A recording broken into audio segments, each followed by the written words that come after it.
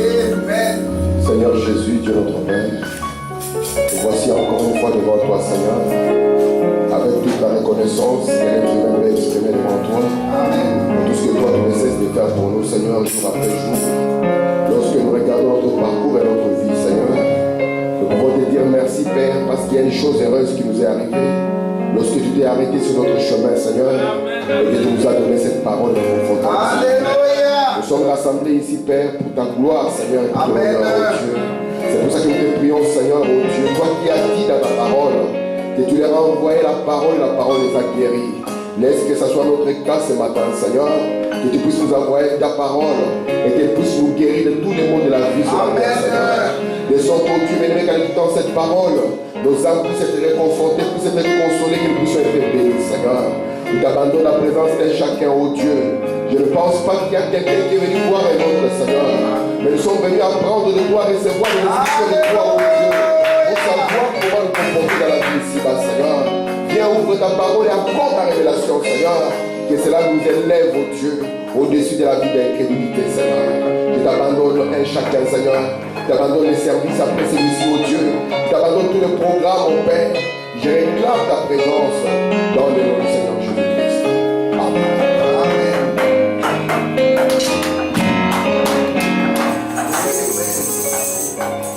Nous allons nous mettre debout pour lire la parole de Dieu.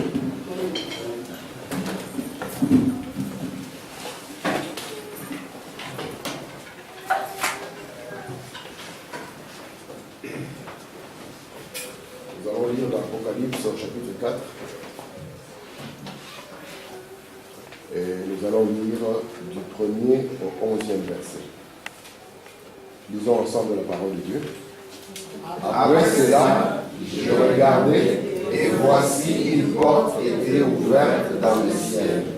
La première fois que j'avais entendu, comme le son d'une trompette, et il me parlait, dit, monte ici, je te ferai voir ce qui doit arriver dans la suite.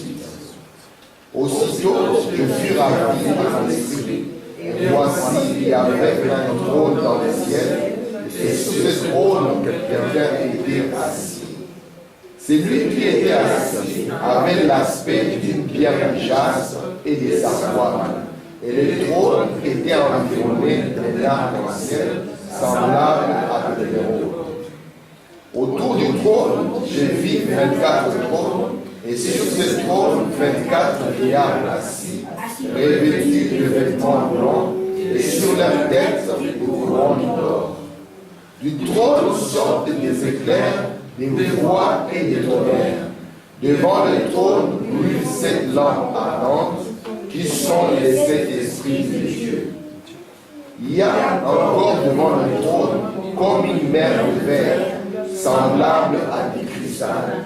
Au milieu du trône et autour du trône, il y a 4 êtres vivants, remplis Dieu devant et derrière. Le premier être vivant est semblable à un lion. Le second être vivant est semblable à un veau. Le troisième être vivant a la face d'un homme. Et le quatrième être vivant est semblable à un aigle qui vole. Les 4 êtres vivants ont chacun 6 ailes et sont remplis Dieu tout autour et au-dedans. Ils ne cessent de dire jour et nuit, Saint, Saint, Saint est le Seigneur Dieu, le Tout-Puissant, qui était, qui est et qui vient. Quand les êtres vivants rendent gloire et honneur et action de grâce à celui qui est assis sur le trône, à celui qui vit au siècle des siècles, les 24 vieillards se prosternent devant celui qui est assis sur le trône. Et ils adorent celui qui vit au siècle des siècles. Ils jettent leur couronne devant le trône en disant, qui est digne notre Seigneur et notre Dieu, de recevoir la gloire et l'honneur et la puissance, car tu as créé toutes choses, et c'est par ta volonté qu'elles existent et qu'elles ont été créées. Amen. Amen. Dieu ajoute des bénédictions à la lecture de sa parole. Nous pouvons nous asseoir.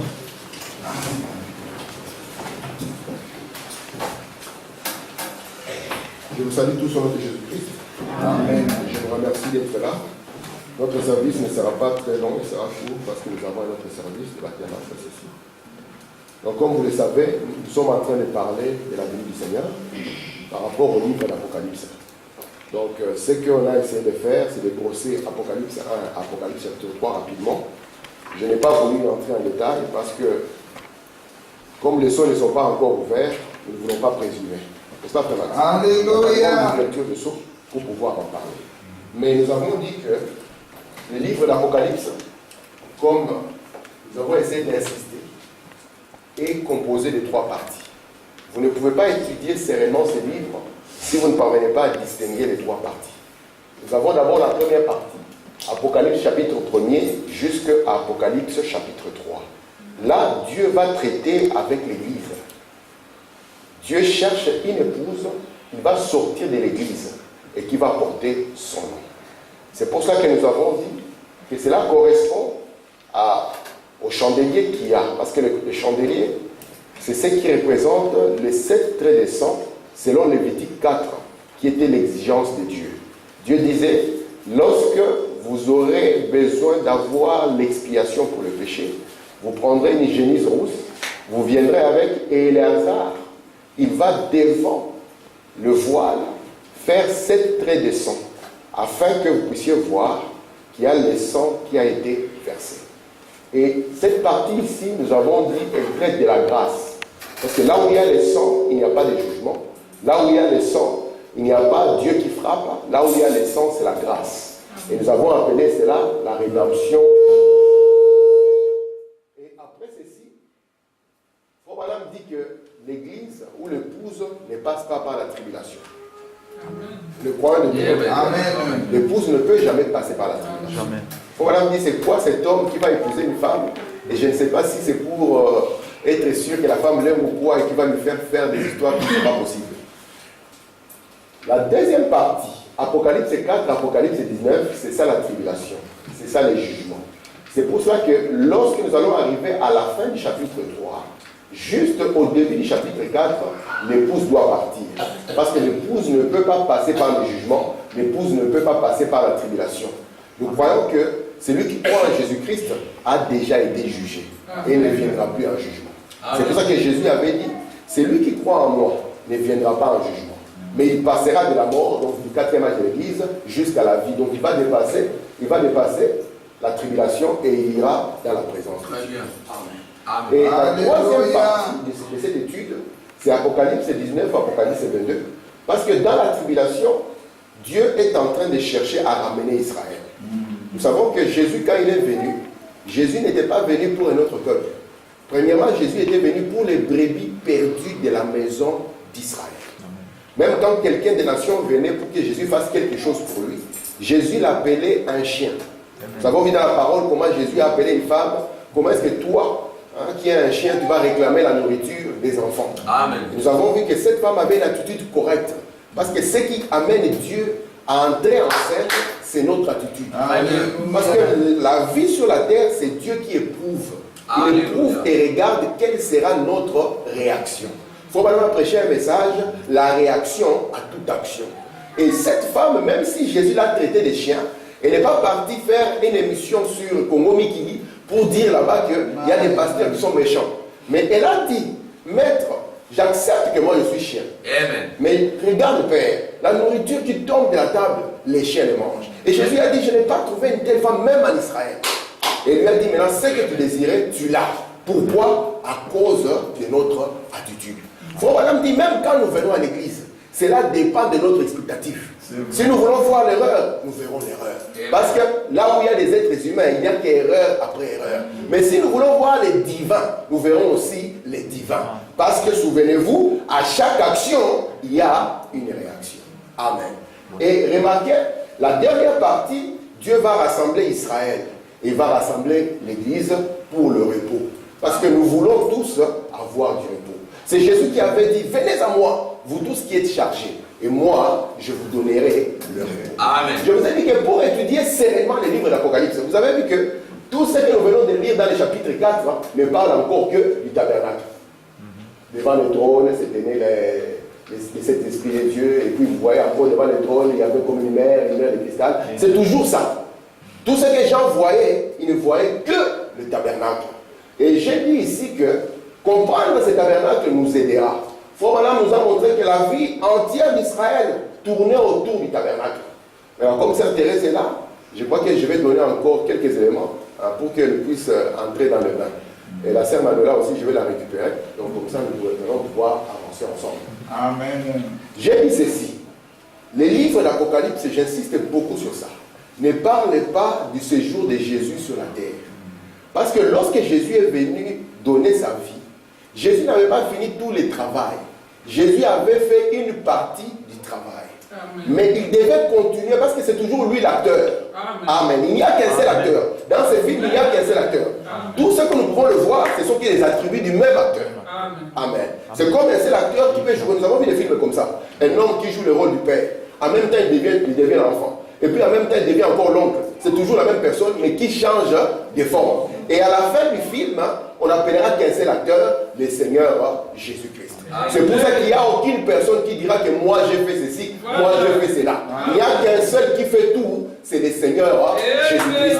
De sorte que vous et moi, ce que vous êtes, c'est par la grâce de Dieu. Amen. Alors nous avons vu que la première partie, ici, la première partie qu'on appelait le parvis extérieur, cela est capital. Souvent, comme j'ai beaucoup aimé quand Frère Armand parlait à la fin de la réunion, il a dit que, imaginez un peu, vous montez jusqu'au 1000e étage et vous y arrivez là-bas, vous n'avez pas la clé pour ouvrir la porte. Nous croyons que le christianisme a des fondements. La Bible nous a dit que nous ne pouvons pas poser notre fondement. Et on nous a dit que nous ne pouvons pas déplacer les bornes des anciens.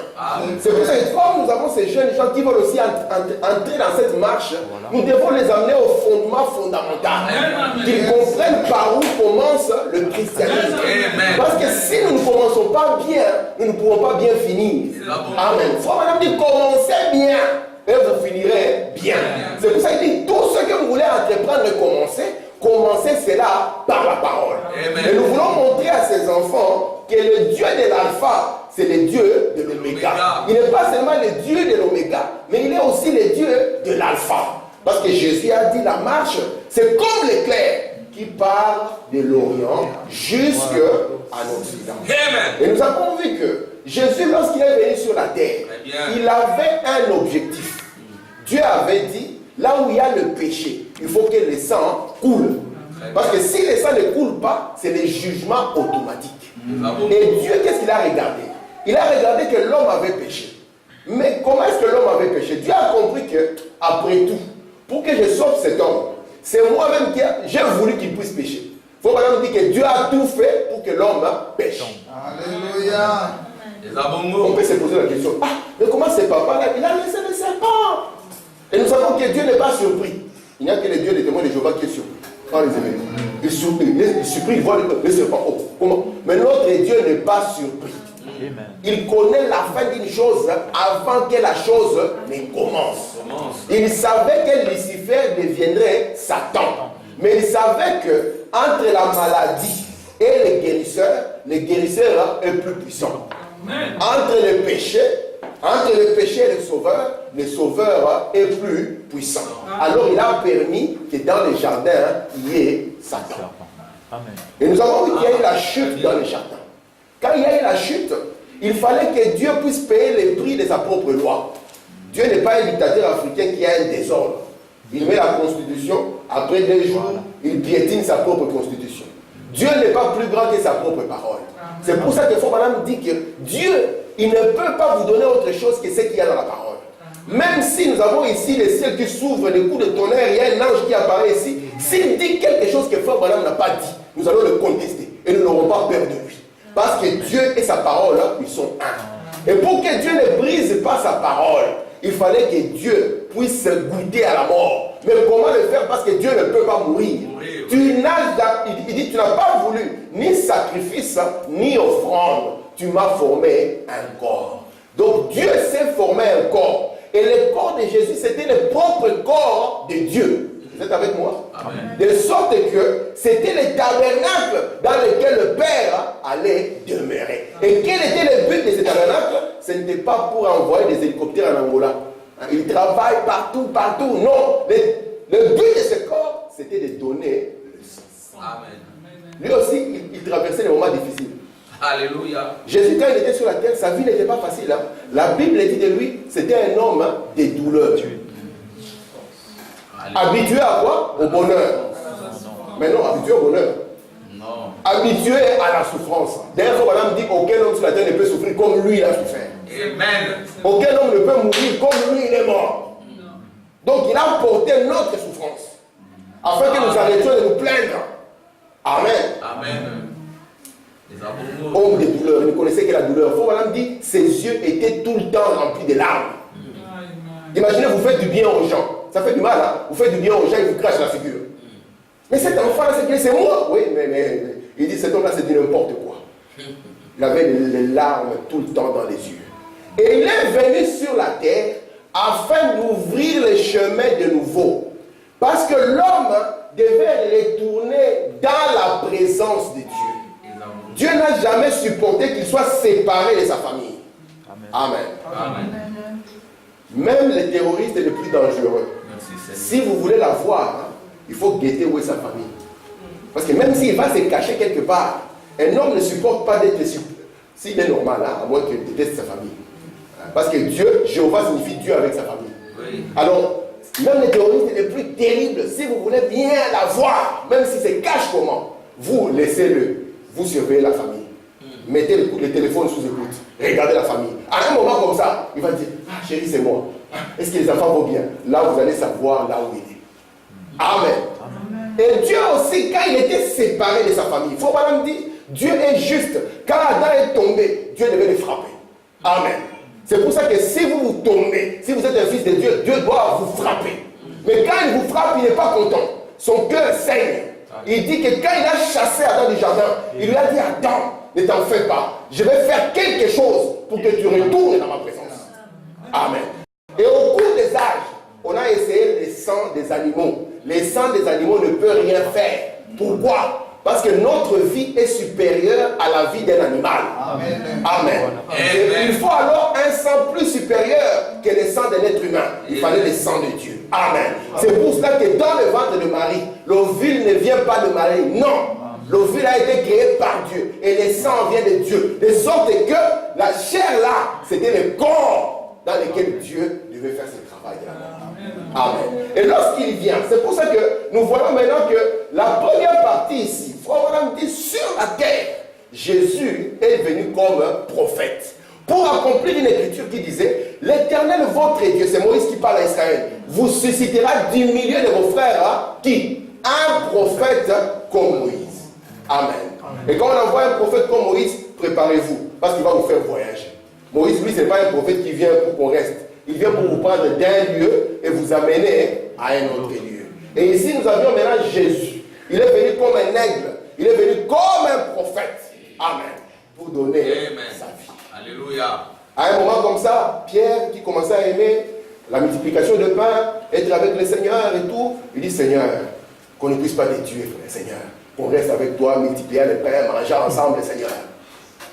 Et puis, Jésus qui le regarde, il lui dit, arrière de moi, Satan. Donc, arrière de moi, diable. Imaginez un peu un frère qui vous traite, même pas des démons, mais c'est Satan lui-même. Pierre avait de quoi s'énerver. Mais Jésus ne parlait pas de pierre physique, il parlait de la pensée. C'est pour ça que nous avons dit, la première chose, lorsqu'on vient ici, on doit se repentir. Et se repentir signifie quoi? Signifie qu'on doit changer ses pensées. Amen. Parce que les pensées du monde et les pensées de Dieu sont complètement opposées. Ce que le monde appelle grand, Dieu ne le voit pas comme grand. Ce que le monde appelle petit, Dieu ne le voit pas comme petit. Donc les hommes du monde, ce que nous appelons grand, Dieu le voit petit. Merci Seigneur. Mais les hommes de Dieu, que le monde néglige, Dieu les appelle grands. Amen. Vous êtes avec moi? Amen. William Branham, un jour, il marchait avec sa femme, il regardait la ville de Phoenix. Vous voyez, quand vous arrivez aux États-Unis, vous voyez les gratte-ciels. La première fois que je suis arrivé à Chicago, j'étais à 50 km, je voyais déjà la ville. Ça me faisait impressionnant. On voulait. Si tu arrives là-bas, tu risques de marcher contre. On voit que celui-ci vient d'arriver, il vient de la gêne. Tu as de regarder, tu vas voir les torticolis. Et frère madame, il était avec sa femme, il regardait cette grande ville. Voilà. Nous, quand nous voyons ça sur les cartes, nous disons, oh, quelle belle ville, c'est merveilleux. Lorsqu'on nous montre les forêts, la jungle, on dit, ça c'est la jungle, il n'y a rien là-dedans. Frère madame était avec sa femme, il dit, regarde un peu Phoenix. Qu'est-ce que tu vois? Sa femme dit, mais Bill, qu'est-ce que tu veux? Il dit, qu'est-ce qu'on peut dire? On peut dire que c'est le progrès. Au Congo, on nous a parlé de 5 chantiers, on nous a montré des photos, des images. On a dit, le Congo va changer. Elle m'a dit, le Congo va changer. Alors, on montre des images des gratte-ciel. Donc, voilà, pour la femme, est-ce qu'on appelle ça le progrès ou bien on a régressé? La femme dit, je ne sais pas quoi dire, mais qu'est-ce que tu veux? Voilà, me dit, moi, je n'appelle pas ça le progrès. J'appelle ça, on a régressé. Il dit, regarde un peu dans cette ville. On peut avoir belle et grande. Au moment où je te parle, combien de meurtres se passent? Combien d'adultères sont commis? Combien de péchés ils sont en train d'être passés à cette instance? Il dit, souviens-toi quand l'homme blanc n'était pas encore arrivé en Amérique et qu'il n'y avait que la nature. Les Indiens vivaient dans la crainte et l'harmonie de Dieu. Il dit, ce que vous appelez grand, Dieu ne l'appelle pas grand. C'est pour ça que lorsque l'homme doit venir comme Jésus, amen, parce que comme Jésus a donné sa vie, chacun de nous, pour entrer dans la présence de Dieu, doit donner sa vie. Amen. Amen. C'est pour ça que nous disons à nos enfants, vous devez donner votre vie. Vous ne pouvez pas dire que la religion de papa suffira. Non. Il faut que le Dieu de papa devienne aussi votre Dieu. Amen. Hier, je parlais à mes enfants, je dis, vous devez le connaître vous-même dans une expérience personnelle, de sorte qu'il puisse devenir votre ami. Amen. Parce que le Dieu qui a marché avec Adam est le Dieu qui veut marcher avec toi aussi. Amen. Amen. Qu'il soit ton ami, que quand tu as un souci, tu puisses savoir où est la demeure de Dieu. Comme Job le disait, que tu puisses aller à sa porte, que tu puisses toquer et parler à ton Dieu. Amen. Amen. Amen. Mais parfois, nous faisons les choses tellement dans la précipitation. Nous escamotons, nous voulons sauter. Et puis quand nous sautons tout, nous trouvons que nous sommes embrouillés, nous n'avons rien. Une maison, si elle est bien bâtie par sa fondation, c'est une maison qui tiendra. C'est pour cela que Jésus avait dit qu'il y avait 2 bâtisseurs. L'un avait bâti sur le sable et l'autre avait bâti sur le rocher. Et nous voulons que vous puissiez d'abord avoir la révélation du rocher. Jésus-Christ est d'abord dans sa position de la pierre angulaire. Parce que nous sommes bâtis sur les enseignements des apôtres et des prophètes. Jésus-Christ est dans quoi? La pierre angulaire. Nous ne pouvons pas le connaître comme la pierre de fête si premièrement nous ne l'avons pas connu comme la pierre angulaire. Et j'ai insisté, j'ai dit mes frères, sachez que Jésus, pour ouvrir cette voie, il nous a montré que chaque chair doit être crucifiée. Il n'y a pas un autre moyen. Alléluia. Lorsque nous avons écouté la bande de vendredi, amen. Oh, merci Jésus. Le prophète nous a dit, les 2 morceaux de bois sur lesquels on place le sacrifice. Et il faut me dire, c'est quoi? Il dit, c'est le sacrifice de vous-même. Oubliez vos pensées, oubliez tout et prendre ce que Dieu dit. Parce que c'est le seul moyen de pouvoir vous en sortir. Appelez faux ce que Dieu appelle faux. Appelez vrai ce que Dieu appelle vrai. Jésus, ça lui a coûté. Il ne voulait pas mourir aussi. Vous pensez que mourir, c'est facile? Non, non. Faut madame dire, cette porte fait reculer le plus seul d'entre nous. Vous êtes avec moi? Amen. Parce que c'est la chair. Père, fais que cette coupe soit éloignée de moi. Et Dieu dit, mais non, fils, ce n'est pas comme ça. Mais il faut madame dire, il devait choisir. On ne lui a pas dit, on va te donner 70 vierges au ciel. C'est honteux d'aller au ciel pour ça. Il faut 70 vies. Faut 70. Leur Dieu interdit de dépasser 4 femmes sur la terre et promet 70 au ciel. Je ne comprends pas. Vous êtes avec moi? On donne d'abord 70 sur la terre parce que nous voulons que sa volonté soit faite sur la terre comme elle doit être faite au ciel. Amen. Jésus n'a pas promis quoi que ce soit. Mais Jésus a regardé l'avenir de son épouse. Il a regardé l'avenir de son peuple. Et il a dit, je vais donner ma vie. Amen. Amen. Un père, il est prêt à donner sa vie. Oui. Si vous entrez chez Frère Hébert avec une Kalachnikov, je pense que Frère Hébert ne va pas pousser la sœur de ma sœur, va d'abord devant. Il doit être là.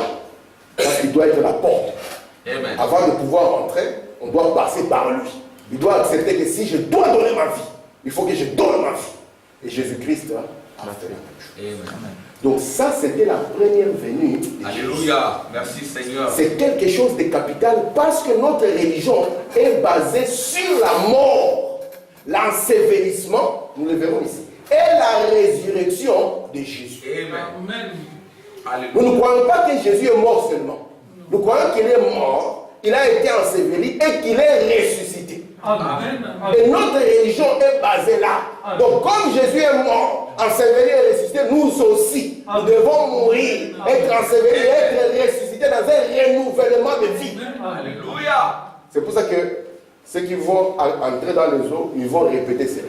L'ensevelissement, la résurrection, la mort. Disant, Seigneur, je n'ai aucune force, mais moi je viens, parce que j'accepte ce que tu as dit. Que tu me prennes maintenant jusque dans ta présence. Parce que l'homme qui vit dans la présence de Dieu, c'est un homme différent. Amen. À l'extérieur, il ressemble à tout autre homme, mais à l'intérieur, il est Dieu. Amen. Et rien ne peut se tenir devant lui. Amen. Amen. Écoutez maintenant, Très bien. nous avons vu qu'après que Jésus soit sacrifié, Jésus avait dit une chose, je viens du Père et je retourne au Père.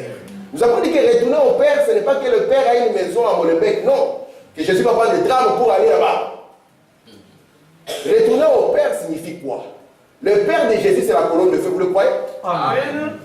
Retourner au Père, ça signifie que Jésus, le corps, il provient de la colonne de feu. Amen. Et lorsque le travail avec le corps finit, il retourne dans la colonne de feu. Vous voyez ça? Et la colonne de feu maintenant, elle devait continuer le travail parce que nous croyons que la colonne de feu, c'est Jésus. Vous êtes avec moi? Amen. Jésus, quand il était sur la terre, Paul ne l'a jamais rencontré. Est-ce que Paul a bu avec Jésus? Non. Est-ce que Paul a mangé avec Jésus? Mais Paul a rencontré Jésus. Et personne ne pouvait dire qu'il connaît Jésus mieux que Paul. Parce que même Pierre avait dit, il a une grande connaissance du Seigneur. Alléluia. C'est pour ça que Paul même il dit, nous ne connaissons personne selon la chair. On n'est pas des amis parce qu'on vient du Congo. Non. Parce que quand on va trouver le Congo, on va commencer encore. Toi tu viens de l'Est et moi je viens de l'Ouest. Et on va finir où? Même à l'Ouest, on va dire, toi tu viens du Nord-Ouest et moi je viens du Sud-Ouest. Amen. Nous ne connaissons personne selon la chair. Parce que dans la loi de Dieu, la chair ne sert de rien. Ce qui est important, c'est votre âme. Jésus avait dit, je parlais aux enfants, je disais à mes enfants, j'ai dit, imaginez aujourd'hui, s'il y a par exemple un terroriste barbu, parce qu'on nous présente les terroristes toujours avec la barbe, ou les grands terroristes, ils sont en cravate, ils n'ont pas de barbe. Alors, on dit un terroriste barbu va venir dans une école.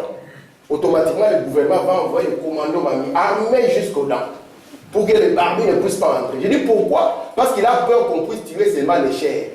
J'ai dit, mais dans les écoles, combien de fois les âmes sont massacrées et que cela ne met personne? Amen. J'ai dit pourquoi? Parce qu'ils ont perdu la vue sur ce qui est important. Si on veut tuer les enfants de l'école, on va venir, non, ne fais pas. Mais qu'est-ce qu'on enseigne aux enfants aujourd'hui? Si nous ne les amenons pas à ce point-là, c'est foutu. Parce qu'on leur enseigne du n'importe quoi. On leur dit que c'est normal qu'un homme puisse aimer un autre homme. On veut inculquer ça dans les enfants. Si nous ne les ramenons pas à la loi de Dieu, la loi de Dieu qui dit que c'est une abomination. Amen. C'est pour ça que Jésus a dit, ne craignez pas celui qui peut tuer la chair. Mais craignez plus celui qui peut tuer l'âme. Parce que votre âme a une grande valeur. Votre âme vaut des mondes, 10 000 de mondes, dit Frère Branham. Amen. Amen. Alors, Amen. quand il quitte la chair et retourne dans la colonne de feu, il rencontre Paul. Paul voit la colonne de feu. Paul, c'est quelqu'un qui connaissait les Écritures. Il lui pose la question, qui es-tu, Seigneur? Il dit, je suis Jésus c'est Jésus que je suis en train de persécuter. Paul savait que la colonne de feu, c'est la tribu de la plénitude. Paul savait que la colonne de feu, c'est ça la parole. Alléluia. Et automatiquement, ce contact avec Jésus l'a changé. Et ce que nous voulons, c'est que chaque personne puisse rencontrer Jésus et qu'il puisse être changé.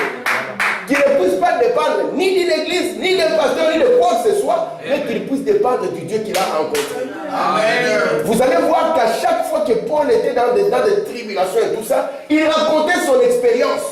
Il disait à Agrippa, ce n'est pas moi qui ai voulu ceci, mais un jour, alors que je combattais cette foi, j'ai rencontré Dieu face à face et ma vie a été changée. Gloire à Dieu. Amen. Amen. Et cette colonne de feu, elle est retournée. Il faut même dire, c'est cette partie ici maintenant, les âges de l'église. Apocalypse 1, Apocalypse 3. Elle est venue pour allumer le peuple. Pour que vous puissiez être en feu pour Dieu. Pour que je puisse être en feu pour Dieu. Amen. Amen. Il faut même dire, lorsqu'elle vient à la Pentecôte, c'est la venue spirituelle. La seule venue de l'esprit. Ouais. Il n'y en a pas deux. Si vous cherchez la venue spirituelle, la venue de l'esprit, allez voir la Pentecôte. Et comme le Père, c'est la colonne de feu, il vient sur son trône. C'est le trône du Père. Ouais. C'est C'est le trône de grâce. Parce que Jean 5, 22 disait, le Père ne juge personne. Vous êtes avec moi? Mais il va remettre tout jugement au Fils. Donc sur le trône du Père, on ne peut pas avoir de jugement. Parce que le Père ne juge personne. C'est le trône de grâce. C'est le trône de miséricorde. Frère Madame dit, je ne sais pas si j'aurai le temps de lire parce que je vais lire très peu de citations, je pense. J'avais préparé beaucoup de citations. Mais à la lire où vont les choses, je crois que je vais lire très peu de citations. Frère Madame dit ceci. Il dit, les lieux où nous devions nous retrouver, vous et moi, ce n'est pas les parvis extérieurs. Il dit, ce n'est pas les lieux saints. Les lieux où nous devons vous trouver, vous et moi, il dit, c'est les lieux très saints. Vous êtes avec moi? Amen. Il dit, c'est là où nous devions nous retrouver. Mais parfois, nous sommes encore dans le parvis, parfois encore dans le lieu saint. Il faut même dire, ici, c'est le lieu où l'homme seul marche avec Dieu. Amen. C'est l'expérience de la petite tente boisée. Vous êtes avec moi? Où vous y entrez seul. Et vous-même, vous passez l'expérience. Et quand vous passez l'expérience seul, là, ça devient difficile qu'on puisse vous bouger. Dites à Paul, tu n'as pas rencontré la colonne de feu. Parce que notre pasteur l'a dit. Paul va te regarder et dit, toi et ton pasteur, allez de l'avant. Moi, je sais ce que j'ai vu. Très bien. Et aujourd'hui, nous avons très peu de chrétiens qui ont une expérience. On n'a qu'une expérience de l'église, de saluer le prédicateur, d'être gentil avec le prédicateur, d'être soumis devant sa présence, et puis de dire qu'on a vaincu. Vous êtes avec moi? Amen. À celui qui vaincra. Donc il y a des victoires à remporter. Il ne peut pas y avoir des victoires à remporter s'il n'y a pas de bataille. Et la plus grande bataille jamais, dit frère. Souvenez-vous, nous sommes dans cette partie. Il faut madame dire ces trois parties, le corps, l'esprit et l'âme. Donc nous devons avoir Dieu au niveau de notre âme. Pas simplement avoir une onction au niveau de notre esprit. Pas simplement avoir une chair qui tremble. Quoique tout cela soit bien, mais il faut que dans le sein des saints, nous puissions trouver l'onction de Dieu. Alléluia. Amen. Amen. Est-ce que c'est clair jusque-là? Très bien. Alors, dans cette partie ici, vous savez que l'esprit de l'homme, c'est le lieu de la plus grande bataille. Pourquoi? Parce qu'il y a la pensée de Dieu qui vient. Il y a aussi la pensée de la chair, Satan aussi qui vient. Et chacun essaie de tirer. Et Frère Madame dit, souvenez-vous. Ça, c'est l'expérience du chef indien. Il se réveille, il dit, Frère Madame, je ne me sens pas bien. Chef indien, qu'est-ce qu'il y a? Je me sens tiraillé. Je me sens tiraillé. Qu'est-ce qu'il y a, chef indien? Il dit, en moi, il y a une grande bataille. Il y a un chien noir, un chien blanc qui sont en train de se battre. Et il faut Madame lui donne la solution. Amen. Souvenez-vous, Rebecca, elle avait abreuvé, elle avait pris soin des chameaux, n'est-ce pas? Oui. Et ce sont les mêmes chameaux qui après l'ont transporté. Il faut Madame dire au chef indien, fais attention. Comme il y a une bataille, ça dépend de celui qui est nourri. Amen. Si le chien noir est nourri, que vous soyez un frère ou pas, vous allez vous étonner de ce que vous allez produire. Oui. Si le chien blanc est nourri, c'est pour ça que nous disons à nos enfants, n'imitez pas n'importe quoi. Vous n'êtes pas comme les autres. Amen. Israël n'était pas comme les autres. Ce message est venu pour que vous ne puissiez pas être comme les autres. Amen. Amen. C'est Alléluia. ne pas rater ceci. Je ne suis pas comme les autres. Oh, on fait comme ça pour avoir ceci. Je ne suis pas comme les autres. Aussi longtemps que vous n'êtes pas capable de déclarer cela, c'est que vous n'êtes pas dans la marche avec Jésus-Christ. Vous n'êtes pas comme les Amen. autres. Alléluia. Vous ne croyez pas la même chose que les autres. Israël, quand il passait, c'était un peuple consacré à Dieu. Amen. La colonne il marchait comme. Vous êtes avec moi? Amen. Et il y avait les rochers qui les suivaient. Oh, merci. Alléluia.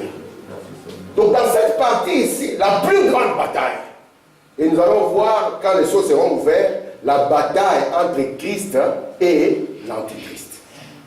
En vue de quoi? En vue de quoi?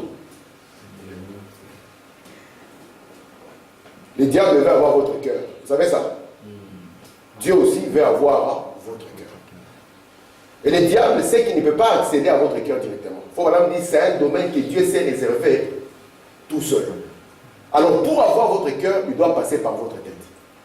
Vous êtes avec moi? Amen. Il doit essayer de vous amener des raisonnements qui ne sont pas des raisonnements de la parole. Amen. Et à nos jeunes gens, nous disons, même si on dit que ces chanteurs-là chantent bien, ce n'est pas question de chanter bien. Quel est le message qui est derrière lui? C'est ça. Amen. Parce que les chiens que vous allez nourrir, c'est les chiens qui vont prendre le dessus.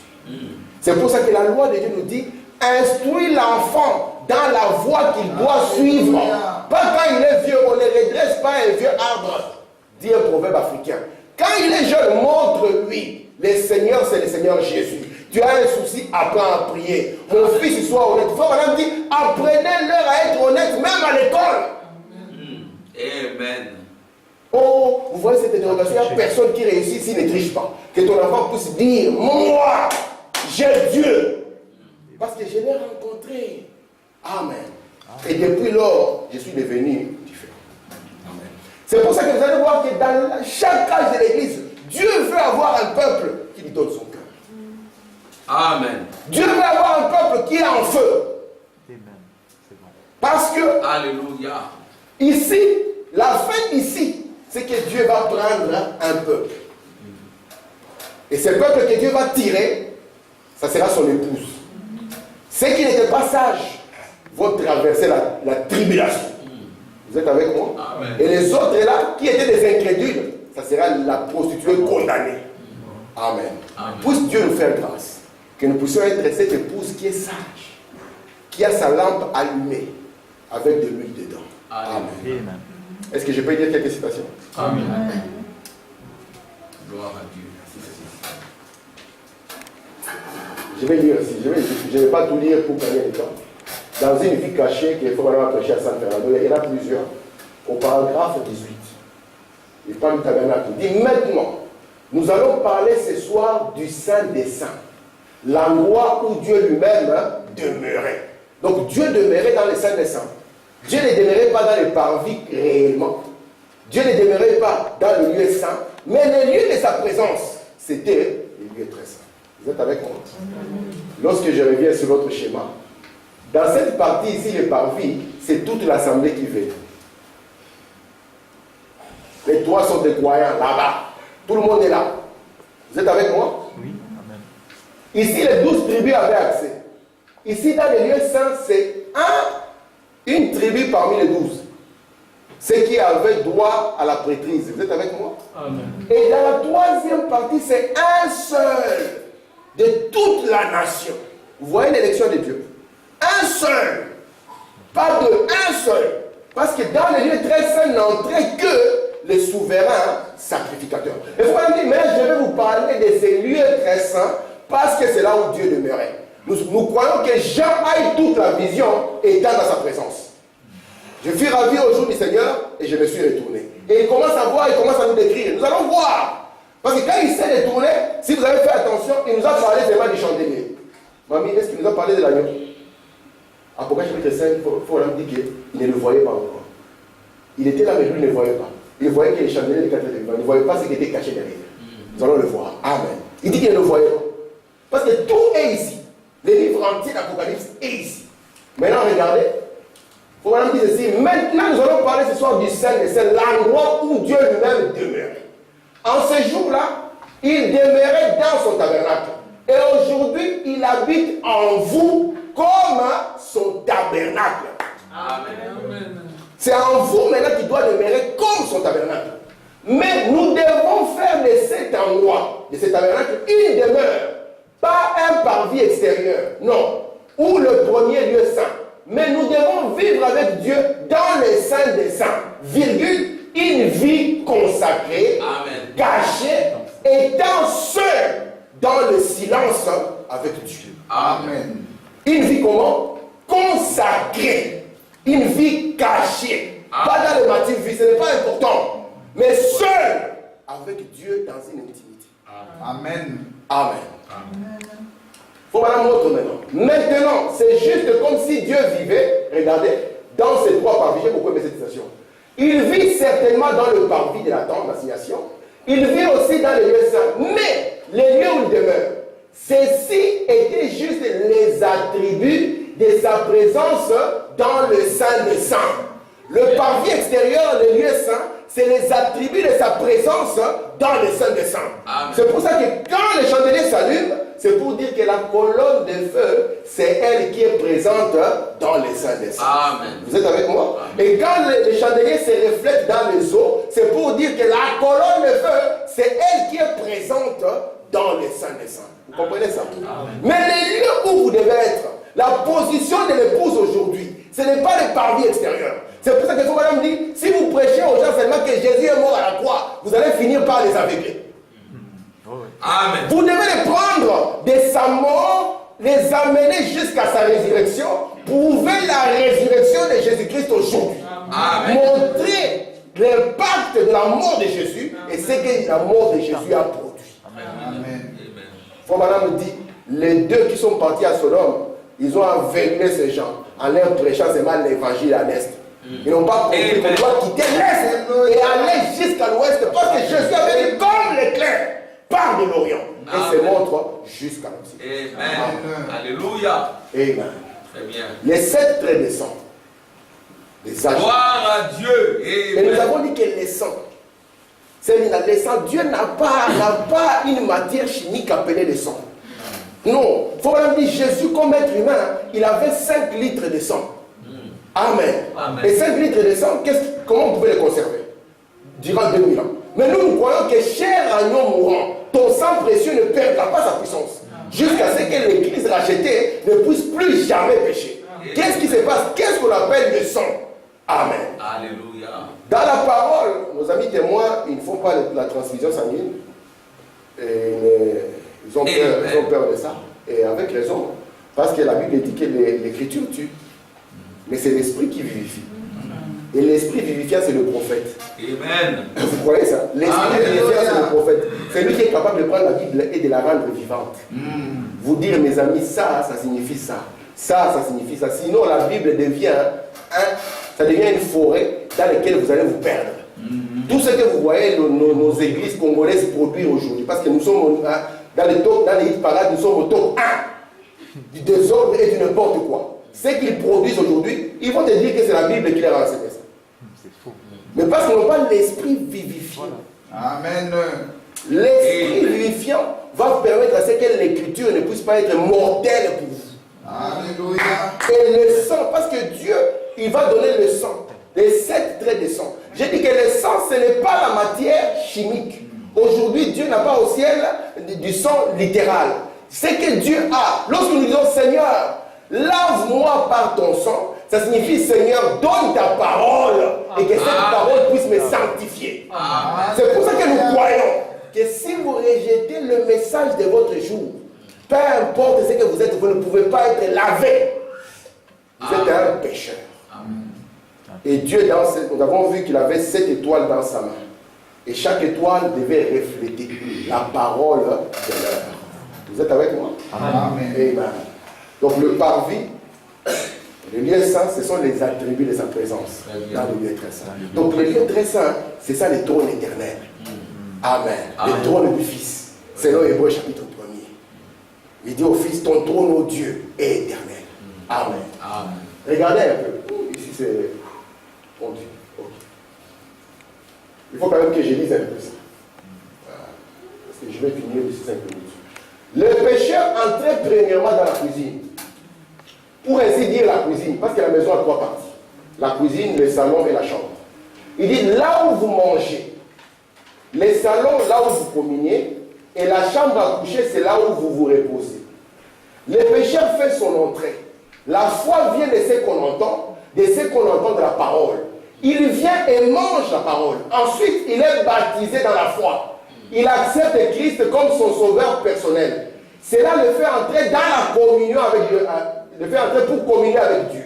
Mais alors, il continue jusqu'à entrer dans la chambre à coucher. Là où il y a un calme serein avec Dieu. Là, toutes les choses du monde sont laissées dehors.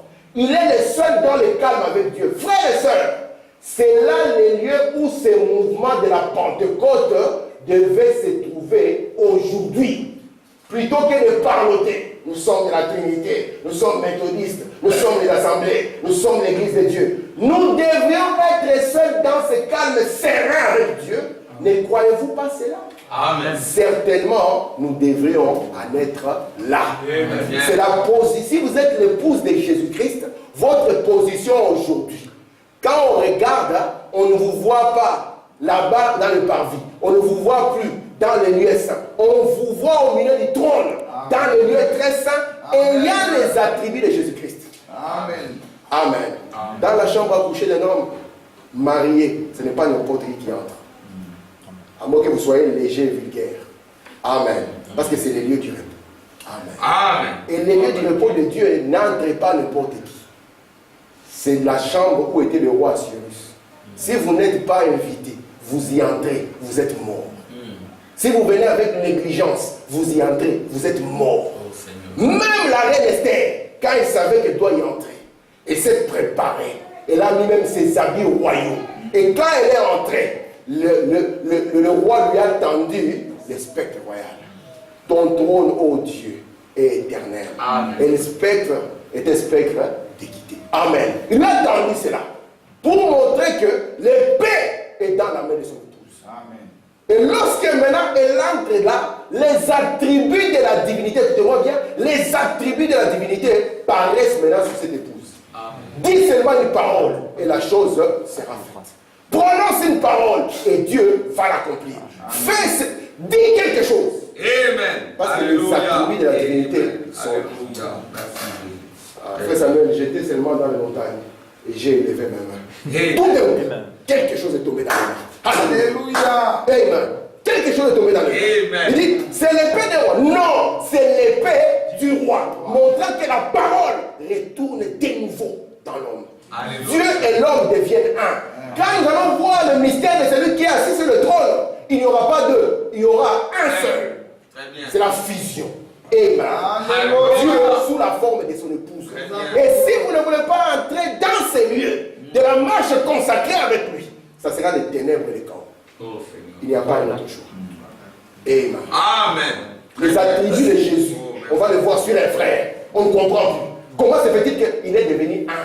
Il s'est retrouvé dans les lieux de sa présence. Amen. Amen.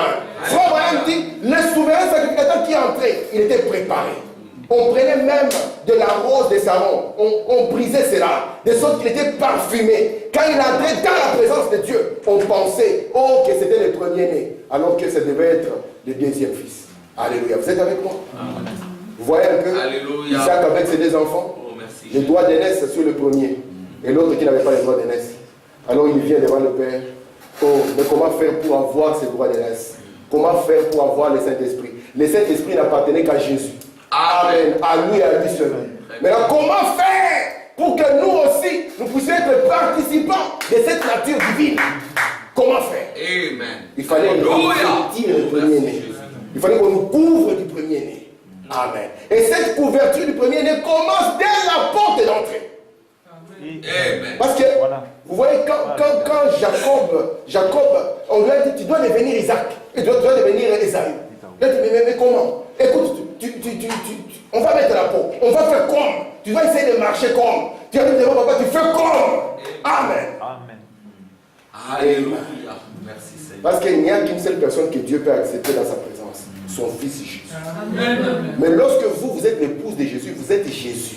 Amen. Parce qu'il faut madame dire son épouse, c'est sa chair. Son épouse, c'est son sang. Son épouse, c'est lui en esprit. Amen. Amen. Votre position n'est pas ailleurs. Votre position est là, sur le trône. Vous apportez le jugement. Amen. Amen. Lorsqu'on avait accusé la reine Esther, on ne savait pas qu'un jour le jugement serait entre ses mains. Et que c'est elle qui devait prononcer la sentence. L'homme qui prononçait la sentence ne savait pas qu'il était en train de s'auto-condamner. Mais quand elle est entrée dans cette présence, tout a changé. La situation changera lorsque nous nous retrouverons dans cette sainte présence. Quand Adam a quitté cette présence, il est devenu un homme comme les autres. Quand Samson a quitté cette présence, il est devenu un homme comme un autre. Et si le diable parvient à vous empêcher d'y entrer, vous serez un homme naturel. Avec les réflexes naturels. Amen. Est-ce que vous voyez le travail de Dieu au cours des âges? Il voulait prendre un peuple au travers du sang versé, l'élever et l'amener dans le lieu de l'intimité. C'est pour ça que nous disons aux enfants, vous avez entendu la parole, oui, ok, c'est bien. Mais vous ne devez pas seulement rester au point de dire que j'ai entendu la parole, c'était bien. Non, vous devez faire un autre pas. Son épouse elle-même s'est préparée. Vous devez faire un autre pas. Vous dites, ah maintenant, ok, je viens d'accepter le baptême. Gloire à Dieu. Mais je dois faire un autre pas. Il faut encore que je puisse recevoir davantage de Dieu. Pour que nous devons avoir soif de cela. Alléluia. Comment recevoir si nous n'avons pas soif? Et Jésus a dit, il vous sera donné quand vous demanderez. Il faut me dire, c'est là que je pensais qui sont les piliers de l'église. J'ai trouvé que tout ce que leur cœur cherche, ce sont que les biens matériels. Les choses spirituelles, on n'en veut plus. Amen. Il dit, c'est là que j'ai trouvé que sont les piliers. Ils sont là, ah, il a payé le Cadillac, ah, tu as vu, il a Weston, et attention, là-bas. Il n'y a que ça. Alors que la position de l'épouse, elle se trouve là, dans les lieux de sa présence. Il dit, ces mouvements ici devaient nous amener, parce que Pentecôte c'est 50, et 47 c'est la fin des âges, devaient nous plonger jusque là. Amen. Les souverains sacrificateurs, ils marchaient différemment, ils parlaient différemment, ils avaient une différente onction. De sorte que quand le peuple les regardait, il faut madame dire, tout le monde l'enviait. Lui, il pouvait entrer là-bas, il lit les tables, les originaux. Il n'a pas besoin de traditions qui ont été manipulées. Il lit les originaux. Il mange la manne. Il est là, il regarde la verge d'Aaron. Il se sent béni. Il est dans cette sainte présence. Lorsqu'il sort, on lui pose la question, qu'est-ce qu'il y a là-bas? Il dit, c'est un mystère, frère. Amen. Amen. Il dit, ici ça passe dans une langue inconnue. Vous êtes avec moi? Merci Seigneur. Nous avons nos dernières citations. J'ai dit ceci comme ma dernière citation, je ne suis même pas arrivé. Je vais quand même dire, attendez, ouais, je vais dire, ça c'est l'avant-dernière. Et puis, il faut madame dire ceci. Dans la vie cachée de Chicago, du 6-10-57, il y a madame dit ceci. Pardon, 27. Remarquez les vêtements de ces souverains sacrificateurs. Avant qu'il n'entre derrière le voile, il devait se déshabiller. La première des choses, il s'est déshabillé. Il enlève d'abord les habits qu'il avait eu. Les habits de la dénomination, les habits de maman Olangui, les habits de celui-là. Je n'ai rien contre maman, les habits de tout ça. Parce qu'il doit porter les habits de Jésus. Et s'habiller de manière appropriée pour y rentrer. C'est le problème qu'a l'Église aujourd'hui. Ce dont elle a besoin, c'est de se dépouiller de tous ces petits cultes et autres. Et s'habiller de la justice de Jésus-Christ pour être prêt à entrer. Sa démarche était différente. Sur la bordure de son vêtement, il y avait des grenades et des cloches. Pendant qu'il marchait, sa démarche était si parfaite que les cloches retentissaient. Saint, Saint, Saint est l'Éternel. Ce dont nous avons besoin aujourd'hui, ce n'est pas de faire partie des assemblées, soit de l'Église de Dieu, soit des dignitaires, soit de n'importe quoi que cela puisse être. Notre marche devait être en train de résonner aux oreilles du public, Saint, Saint, Saint est l'Éternel. On le regarde, on dit, ah ça c'est la sainteté à l'Éternel. On voit un frère, il dégage la sainteté. On voit une sœur, il dégage la sainteté. Parce que je crois de tout mon cœur que dans sa présence, il n'y a pas d'autre chose que la sainteté qui puisse être. Très bien. Voilà, il portait ici. C'était en or. C'était écrit sainteté à l'Éternel. Amen. Amen. Nous ne sommes pas simplement, il a fait de nous un royaume et des sacrificateurs. Quelle est notre position? Le parvis extérieur? Non. Quelle est notre position? Les lieux saints? Notre position? Le Saint des Saints. Alléluia. Je lis ma dernière citation. Ça introduit maintenant le chapitre 4. Paragraphe 60. Après ces choses, si vous faites attention, quand nous avons lu le chapitre 4, ça a commencé par après ces choses. Chapitre 4, verset 1er. Après ces choses. Donc, Jean s'est retourné, il a vu les chandeliers. Et puis, après ces choses. On dit après ces choses, après les âges de l'Église. Donc, le lieu saint n'était pas la fin. À partir de maintenant, tous ces événements auront lieu sur la terre après l'enlèvement de l'Église. Vous voyez, après l'enlèvement. Ces choses arrivent maintenant pour préparer l'enlèvement d'Israël. Je vous ai montré l'autre fois, il dit enlèvement de l'Église, enlèvement d'Israël. Vous le voyez maintenant dans la citation. Regardez, après les âges de l'Église, l'Église ne réapparaît plus avant le chapitre 19. Alléluia. Où elle revient avec son époux. Louange à Dieu pour les noces de l'agneau. Au cours des âges, il n'est pas venu au premier âge de l'Église. Les gens de Paul l'ont attendu. Paul a dit, le Seigneur vient. Vous êtes avec moi? Ils étaient là, ils attendaient le Seigneur. Un homme ne peut pas vivre 2000 ans. Ils sont arrivés à la fin de leur parcours. Paul s'est endormi avec les croyants de son âge. Ils avaient l'espérance que le Seigneur viendrait. Vous êtes avec moi? Frère Madame nous dit, souvenez-vous, il y a cette période de temps. Mais il a été dit qu'à la 7e période de temps, c'est là où le Seigneur doit venir. Amen. Disons ici. Amen. Et les 7 veilles dans l'allemand, c'est pareil aux 7 veilles. Il n'est pas venu dans la première veille, ni dans la deuxième, ni dans la troisième, ni dans la quatrième. Mais il vient dans la 7e veille.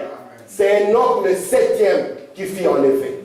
Et Noé, type d'Israël, vous voyez, le type du reste des Juifs fut transporté par-dessus. Donc vous avez ici Apocalypse 1 à 3 qui s'achève. Et ici vous allez introduire maintenant Apocalypse 4 jusqu'à Apocalypse 19. Est-ce que c'est clair? Amen. Parce que Noé, lui, il a vu le déluge, il a vu le jugement. Il a traversé cela, les types d'Israël. Mais le 7e, Dieu l'a pris. Il a dit, monte ici. Amen. Après les âges, monte ici. Je finis par cette citation la dernière. Il n'y a qu'ici qu'un petit groupe minuscule qui sont, rien que quelques-uns. Mais c'est pour lui qu'elle retentira le voici l'époux vient. Et quand cela arrivera, chacune de ces veilles, souvenez-vous, il n'y a que cette veille. Et nous sommes précisément dans la dernière veille. Donc nous ne sommes plus au début. Nous avons commencé à 21h, mais nous sommes arrivés maintenant entre 6h et 9h. Vous êtes avec moi? Entre 6h et 9h. Écoutez, mais chacun de ces vierges du passé s'est levé ici. Amen. Oh, qu'était-ce? Le même Saint-Esprit. Ah, j'ai une citation que je ne peux pas laisser. Désolé. Allez-y. Ah oui, je ne peux pas laisser cette citation. Celle-ci, je ne peux pas la laisser. Écoutez, je laisse. Je prends ici. Amen. N'ayez pas peur. Parce que quand on commence à parler de l'enlèvement, les gens ont peur. Maïma. On dit n'ayez pas peur. Alléluia. C'est au paragraphe 88. Et puis, presque au moment où tout l'espoir était parti d'avoir un autre réveil, il parle des disciples dans la barque. Qu'ont-ils pensé? Lorsque tout espoir était parti, voilà qu'ils s'avançaient vers eux, marchant sur la mer. Oh là là, ils marchaient sur la mer. Et lorsqu'ils l'ont vu, l'unique chose qui pouvait les secourir, ils en ont eu peur. Ils pensaient voir un fantôme. C'est la même chose aujourd'hui. L'unique chose qui peut ramener l'église ensemble et amener l'enlèvement. Les gens disent, oh Seigneur. Les gens disent, c'est de la bonne la télépathie mentale. Il dit c'est de la bonne aventure, c'est Belzébul. Vous êtes avec moi? Écoutez, alors que c'est la chose même qu'il a dit qu'il ferait. Amen. Ce qui s'était passé en ce temps-là, c'est ce qui se passe maintenant. Mais qu'a-t-il dit en ce temps-là? J'aurais souhaité avoir un peu plus de temps, mais je n'en ai pas. Quand il dit en ce temps-là, n'ayez pas peur, prenez courage, c'est moi. Comment savez-vous que c'est lui? Oh, merci Seigneur. Parce qu'il agit comme il avait fait lorsqu'il était ici. Il fait les choses qu'il faisait. Il tient sa promesse comme il avait faite. N'est-ce pas juste? Amen. N'est-ce pas juste? C'est juste. Oh. Est-ce que c'est tout? N'est-ce pas juste? Amen. Amen. L'unique chose qui peut ramener l'église ensemble. Il n'y a pas un autre ministère qui peut ramener l'église ensemble. Oubliez ça. L'unique chose qui peut amener l'enlèvement. Il n'y a pas un autre ministère. Amen. Mais les gens appellent ça de la bonne aventure. Nous allons faire. Que le Seigneur nous bénisse. Amen.